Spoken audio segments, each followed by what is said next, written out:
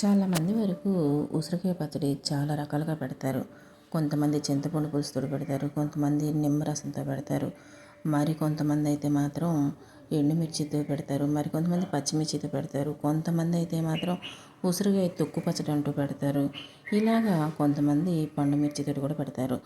ఎంతమంది ఎన్నెన్నో రకాలుగా పెడతారు.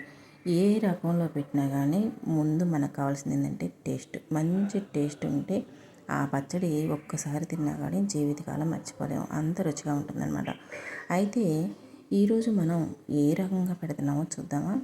ముందుగా మనం తీసుకొచ్చుకున్న నాటు ఉసిరికాయలని కాస్త ఉప్పేసి ఒక 10 నిమిషాలు నాననిచ్చి తీసి బాగా ఒక క్లాత్ మీద ఆరపోసుకోవాలి.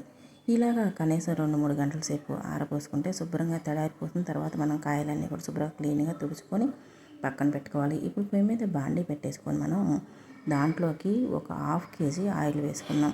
శనగ నూనె అయినా పర్వాలేదు, సన్ఫ్లవర్ ఆయిల్ అయినా కూడా పర్వాలేదండి.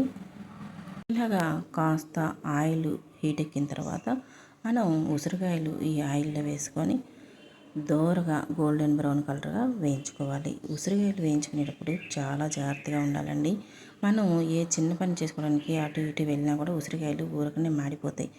ఒక పక్క మాడిపోయి మరో పక్క దూరగా ఉన్నా కానీ పచ్చడి అంత రుచిగా అనిపించదు.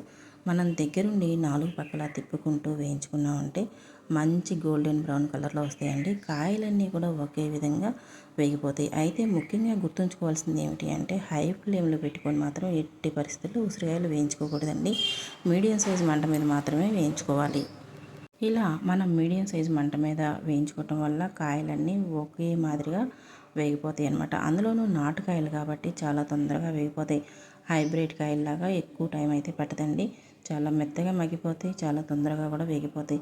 ఇలాగ చూడండి, గోల్డెన్ బ్రౌన్ కలర్ వచ్చేటట్టుగా అన్ని కాయలు ఒకే విధంగా వేయించుకుంటే పచ్చడి బాగా టేస్టీగా ఉంటుందన్నమాట.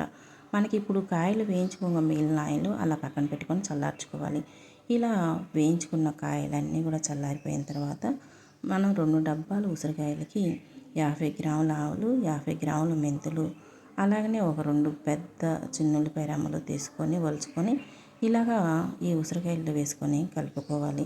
ఇవన్నీ కూడా కాస్త కలుపుకున్న తర్వాత ఒక 10 నిమిషాలు అలా పక్కన పెట్టేసి దీనికి కావాల్సిన కారం మనం రెడీ చేసుకున్నాము.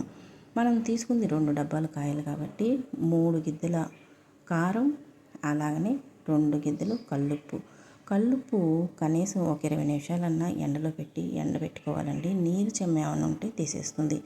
ఇలా ఎండబెట్టుకున్న తెల్లటి ఉప్పు 2 గిద్దెలన్నర తీసుకొని కారం మాత్రం 3 గిద్దెలు తీసుకోవాలి. ఎందుకంటే పచ్చడికి ఒక అరగిద్ద కారం ఎక్స్ట్రా ఉంటే ఆ రుచే వేరుగా ఉంటుంది. కానీ మనం ఒక అరగిద్ద కారం ఎక్స్ట్రా తీసుకున్నాం. అలాగనే ఒక 4 వెల్లుల్లిపాయలు పెద్దవి తీసుకొని ఇలా పొట్టు వలుచుకొని ఎల్లిపాయ కారం, వెల్లుల్లి కారం ముద్దలాగా ఇలా మెత్తగా మిక్సీ పట్టుకోవాలండి. ఉప్పు కూడా బాగా నలిగిపోయేటట్టు. మనకి ఈ బౌల్లో వేసుకొని ఉసిరికాయ కలుపుకోవటానికి కుదరట్లేదు కానీ ఇప్పుడు కొంచెం పెద్ద బౌల్ తీసుకొని దాంట్లో వేసుకొని కలుపుకుంటాను.